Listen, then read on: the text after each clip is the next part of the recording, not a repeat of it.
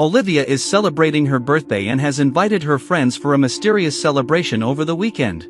The first to arrive is Carrie. She sees a little girl singing and tries to play with her, but the child is very serious and quiet. Next, Carrie is almost knocked over by her enthusiastic friend, Gabby. She is an athlete and had said she wouldn't come due to training, but a knee injury ended up freeing her for fun. The next guest is her ex-boyfriend, Chris. The birthday girl appears dressed as a princess and receives presents. The atmosphere becomes a bit dull with the arrival of Sarah, who is a rich young girl known for being spoiled. Carrie promises she won't pick on her or ruin the party. Everyone gathers for the much-anticipated reveal. Olivia announces that she has gotten tickets for Blue Light, a very popular music festival. They will arrive around midnight if they leave soon, and they still have 2 days of partying ahead. The transportation was arranged by Olivia's boyfriend, Michael. He introduces his friend Jason to the group, a former Marine with little sense of humor. When doubts about the trailer's origin arise, Michael explains that it was his Uncle Grant who lent it to him. Hence the strange decor, starting with the macabre ornament on the hood. The trip begins, and the young people distract themselves with music and drinks for several hours until Michael announces the first stop. In a joking tone, he recommends that everyone enjoy civilization because they don't know when they will see it again. In front of the gas station, 2 truckers start to annoy the girls. The situation gets tense when one of them grabs Gabby. A very personal item drops from her bag, intensifying the provocations. Chris tries to defend her and ends up receiving a punch. The tide only turns when Jason steps in, using the same object to neutralize the aggressors with pinpoint strikes. The group returns to the trailer, and the journey continues. They are still shaken by what happened when Jason suddenly steps on the gas without warning. The truckers are coming after them. Panic sets in among the young people. As the trailer is a big clunker, Jason can't drive any faster. He tells everyone to hold on tight and makes a sharp turn. Chris yells to warn that one of the men has a gun. Fortunately, they veer just in time to escape the shot. The group continues in the wrong direction until they are far enough away, then they stop to catch their breath after such excitement. Everyone is impressed with Jason's heroism. Carrie sees an opportunity to thank him with a hug, but Sarah is quicker and much bolder. Michael circles back to the trailer and is very upset to see the damage. In a tactless manner, Chris comments that the whole vehicle is already in terrible condition. Carrie says that the incident was very serious and that they should call the police. Thinking about the delay this would cause, Olivia becomes very anxious. She wants to get to Blue Light quickly and won't let anyone ruin her birthday. The others agree with her, especially since they don't want police checking their luggage. Dazed by the general childishness, Carrie gives up on making the call. Sarah offers her credit card for Michael to do the repairs before Uncle Grant finds out. He accepts, very grateful. Gabby discovers an alternative route that seems faster than going back to where the forced detour was.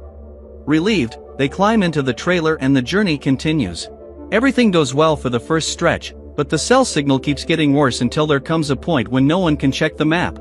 Gabby is almost certain that Michael should turn right. Since Olivia doesn't want to wait any longer, he obeys and makes the turn. While Jason tries to decipher a paper map, Chris proudly boasts about having demolished the bathroom. The girls complain about the odor and open the windows. Seeing an abandoned car, Carrie finds it strange that it has been left like that, out of the blue. Only now does she realize that she hasn't seen anyone since they left the original route. Gabby gets annoyed with her friend's pessimism and changes the subject. It's already night when they stop at a bar to confirm the way. Chris is unable to walk and the others want to rest, so only Carrie offers to accompany Michael. The atmosphere in the bar is very tense. The waiter says there is no alternative route, telling the group to turn around and retrace their steps back to the main highway. And when they try to order a snack, he says the bar is closed, even though it is obvious that is a lie. Michael starts getting irritated with these people. Fearing the worst, Carrie decides to get him out of the bar as soon as possible. She sees a strangely familiar truck passing on the road but prefers not to raise suspicions. Back at the trailer, Jason says that the physical map also shows the alternative route. There's no reason to believe the rude waiter. They just need to keep going straight until they reach the highway. Everyone agrees and the journey continues. The girls distract themselves with question games until a loud bang interrupts their fun. It seems the trailer has hit something, but Michael says he didn't see anything. Carrie thinks someone should check because it could have been a person. Gabby starts yelling and says she's crazy. Michael decides to leave immediately, but the trailer won't start. Again, he begins to panic and starts talking about his uncle. Olivia tries to calm her boyfriend until she herself freaks out upon hearing the truth. The uncle never agreed to lend the trailer. It was Michael who took it without permission. Sarah still thinks her credit card will solve everything, but it's not that simple. Even if they can pay for transportation, no one has a signal to make the call. With no other option, Michael grabs a flashlight and heads out. The road is very dark and he can hardly see anything. Inspecting the front, he says there is no sign of impact. It must have been a branch. Only then does he notice that the road crosses a dense forest. The wind in the leaves makes a noise that sounds like someone moving. Michael checks the space under the trailer and says there's nothing there either. Jason then starts the engine so that his friend can investigate the problem. When the car finally starts, everyone erupts in joy. Except for Michael himself, who seems to have seen something strange. Olivia follows him with her gaze as he goes to investigate. She suddenly begins to scream in terrible despair, yet the friends see nothing. They ask what happened, but Olivia is in shock and can't even speak. Jason is tending to her when an animalistic sound frightens everyone. And the worst is yet to come. A chorus of distorted voices begins to repeat the name Michael, as if several people were hiding in the forest, playing a cruel prank. Even Jason is scared, but his hero side prevails and he goes out to look for Michael. He cautiously walks around the front of the trailer. Through the side window, he warns that he sees something, but doesn't say what it could be. A ghastly laugh echoes through the forest as he approaches. The demonic voice calls for Michael once more, and then starts producing nonsensical sounds. Jason tries to figure out where the voice is coming from, but the source shifts very quickly, always surrounding him as if it were closing in. The cell phone light goes out at that moment. In a quick flash, Michael's transformed face appears right in front of him. Inside the trailer, the girls hear a series of gunshots. They duck down, fearful and unsure if it is even Jason who is shooting. Carrie gathers all her courage to peek outside. Supporting her hands on the window, she doesn't see the other pair of hands reaching for her. The sleeves are identical to Olivia's clothes. Carrie jumps when the fingers touch her, and then the trailer door suddenly swings open. For a moment, there is nothing but darkness. The girls don't even breathe due to the tension. Then Jason appears in the doorway. He looks like he has been beaten up or worse. Something drags him away with spectacular force, and all he has time to say is for everyone to run. Instead of obeying, they hurry to do the opposite. Gabby pulls the door with all her might while the other two close the windows. They hear the monstrous voice outside, speaking in unknown language in a threatening tone. The noise stops when they manage to close everything, but the peace is very brief. Sarah can hardly believe it when she sees all the windows opened and the door wide open again, as if they hadn't just closed it. She grabs the steering wheel and starts the engine, hoping to leave the danger behind. Unfortunately, she doesn't get very far. The trailer abruptly stops and something begins to pull it backward. Carrie can't see what it is. Then the engine dies, and Sarah realizes they are stopped exactly where they were before. Now the trailer won't start again. The three hug each other, heartbroken, and then realize everything is closed again. Desperate for a logical explanation, Gabby starts forming a theory about their friends. Jason and Michael knew each other before the trip and perhaps planned all of this. Carrie finds the idea absurd because Michael wouldn't do that to his girlfriend. Gabby suggests that Olivia might be involved too. Besides being known for her pranks on social media, she was the one who promised an unforgettable weekend, which could mean many things. Sarah begins to believe the theory. She finds it very strange that only Olivia saw what happened to Michael. Becoming catatonic right afterward also seems very convenient. So far, the only thing the three have seen with their own eyes was when Jason reappeared. Gabby says he might have covered himself in dye. All of this could be a sadistic joke to entertain the birthday girl. Even the tickets for blue light might be fake. Gradually, Carrie begins to convince herself too and almost gets up to slap the host. But Gabby prefers to win with elegance. Olivia always gets sick from cigarette smoke. This is how they intend to prove the hoax. Gabby starts recording a video, telling the whole story and poking fun at Olivia. But when Sarah blows a puff right in the victim's face, she does not react, showing that their theory did not hold up. The lights begin to flicker immediately afterward, as if the haunting had waited just to laugh at the attempt. Something begins to bang on the trailer, and terrifying roars come from everywhere. Driven by the instinct to survive, they start to organize themselves. Gabby manages to wake Chris. He says he had a nightmare with the three girls, but that Michael and Jason weren't in the dream because they are no longer among the living. Then Chris loses consciousness again, leaving his words hanging in the air. Sarah tries to lighten the terror and says he must have heard their conversation at some level of consciousness. Still trying to rationalize the events of the night, Gabby says the enemy could be some kind of wild animal, ignoring that this would not explain the voices. Then Carrie remembers the truckers and tells them she saw a similar vehicle in front of the bar. The friends get angry because she didn't say anything at the time but do not believe those two would know how to orchestrate such a complex attack. Gabby begins to distrust their friends again, blaming Jason. The three start hurling insults at each other until they hear Olivia's voice. She is calmly standing in the middle of the trailer, and furthermore, talking to someone on her cell phone. When Carrie asks for the phone to call for help, she just turns her back and continues chatting.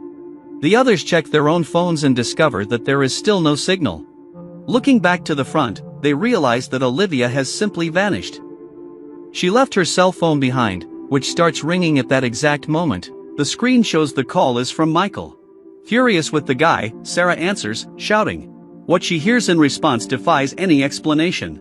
It is her own voice, repeating what she is saying almost simultaneously.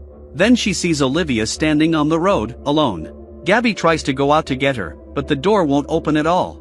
Olivia begins to walk away as the others scream in desperation, pleading for her to come back. A few meters from the trailer, she begins to speak as if having a conversation with Michael. She says she came alone, as he asked, and that they can be together again. The other girls can see her gesticulating and don't understand anything. There are several ghostly figures surrounding the girl. She is laughing, completely out of her mind. But when the apparitions begin to sing happy birthday in a macabre way, fear causes her sanity to return. Olivia starts running and stumbles midway. A dense fog settles over her, and the friends lose sight of her. She then gets up and runs to reach the trailer but can't open the door. However, what the girls are seeing is different. There is another Olivia in the middle of the road, making gestures that match what the real Olivia is saying. They only realize the disarray when the friend pounds on the door and begs them to open. Gabby suffers with her crying, but Sarah does not let her open the door. There's no way to know which of the Olivias is a human being. When the screams cease and the fog obscures everything ahead, the three feel defeated and start considering the possibility of a supernatural threat. With no defense against something so unknown, the plan would be to stay there until dawn. Suddenly, the lights flicker again and someone knocks on the door. The noise intensifies and begins to mix with sounds of gunfire and breaking things. They start searching for objects they can use to defend themselves when one of them is startled by a huge snake dropping from the cupboard. In the confusion, Carrie accidentally turns on the stove. A piece of clothing catches fire and the flames spread. Fortunately, Sarah is quick with the fire extinguisher. Now Gabby has reached her limit. She decides to go out alone to seek help. Even with her hurt knee, she is the athlete of the group and has a better chance of escaping by running. With a quick goodbye, Gabby takes an axe and opens the door. She begins to scream upon seeing what is left of Olivia, and is inconsolable for not having let her friend in. Gabby leaves and the two do what they can to completely seal the interior of the vehicle. The plan is to wait for her return, preferably with more Marines or something like that. When the light goes out, they use candles to save the battery of the flashlights in case they are forced to leave. The wind, which shouldn't even be blowing there, insists on extinguishing the flame. Then a screen lights up on the dashboard, showing the interior of the trailer in real time. Even if a hidden camera explained the video, only Sarah appears, as if Carrie were invisible. On the screen, it is possible to see another person in the background. With great relief, they discover it is Chris. He wakes up in a good mood, asking if they are already at blue light. Making jokes about the general state of the trailer, he picks up one of the fallen books. The work is about occultism, and the girls soon realize that Uncle Grant only had books on this subject. They tell everything to Chris, and he doesn't believe a word, laughing in their faces. But then the howls and bangs return. Less than a minute under attack is enough to change his tone. To everyone's surprise, he reveals that he is graduating as an engineer and knows how to fix the vehicle without any problems. Unfortunately, this involves a trip outside. Sarah sits at the wheel while he tinkers with the engine. Realizing that his tools have disappeared, he sees that they are under the trailer, out of his reach. He sneaks to grab them, dying of fear. The girls fret because he seems to have vanished. Under the trailer, a dagger is thrown from nowhere, coming from the side. The young man's hand is hit hard, and he begins to scream before being pulled out. He breathes a sigh of relief when he sees that it is Carrie who pulled him. She quickly tends to his hand and they resume their work. They manage to start the engine and once again celebrate too soon. Sarah warns that the tank is empty. Carrie says she saw Jason filling the reserve, so the two need to turn around. No one is very happy about that. As they proceed on tiptoe, the trailer door opens on its own. Sarah is haunted by Olivia's voice repeating her pleas, and she has to cover her ears not to go mad. Meanwhile, the other two aren't facing major issues. Carrie apologizes for never asking what Chris was studying. He was always seen as the class clown, and no one knew his potential. Chris agrees that the group has always ignored his problems. Carrie didn't even know he lost his father to cancer. After this serious conversation, the two manage to grab the gas reserve and fill the tank. They seem not to hear Sarah's screams, even with the door open. By this point, the girl is already seeing double. Seeing a shadow approaching the entrance, she fumbles for a knife. Screaming and crying, Sarah charges at the invader and then realizes, horrified, that she has just attacked her friend. Carrie reacts very calmly, but only until she looks down. Her scream alerts Chris, and the door closes on its own before he can come up. He starts banging and asking them to open it, exactly like Olivia did before. The girls freeze, paralyzed between fear and guilt. It is at this moment that the headlights appear in the distance. A car is approaching. Chris rushes to meet it, waving with excitement. The other two watch, happy. Sarah takes the moment of peace to apologize for the knife issue. Carrie understands and says it wasn't her fault. This thing that's after them is capable of pulling off very convincing pranks. The words barely leave her mouth, and the two realize that is exactly what is happening now. Chris is getting closer to the car when the headlights turn off without warning. When they flicker back on, his form resembles a pair of evil eyes. The young man tries to run, but the impact is inevitable. He hangs from the horns of the horrible ornament, and his friends witness his tragic end. Exhausted, Carrie staggers to her seat and ends up falling asleep. When she wakes up, she starts to doubt her chances of survival. Sarah says a quick end is better than prolonged suffering, like in Chris's father's case. Remembering that she wasn't there when he told that story, Carrie asks how she knows this. Sarah grabs her neck, making a malevolent sound. In an instant, she appears several steps away, and Carrie finds herself struggling with nothing. When the real Sarah leaves the room, it seems the attack was just a dream. Until she also betrays her trust, using the same knife as before.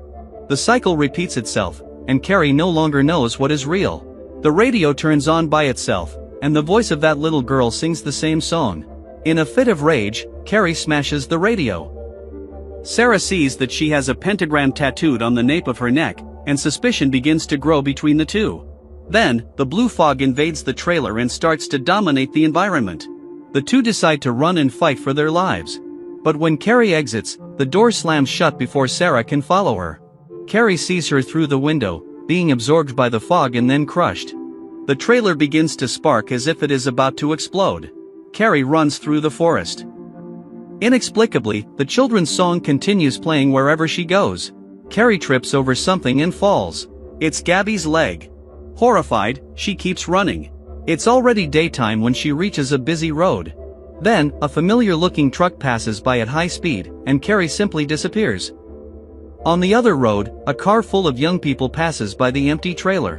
One of them finds it strange that it has been left like this, without any warning. But no one is too concerned, as everyone is excited to get to blue light soon, unaware that on the way to this dark destination, they too will be reaped.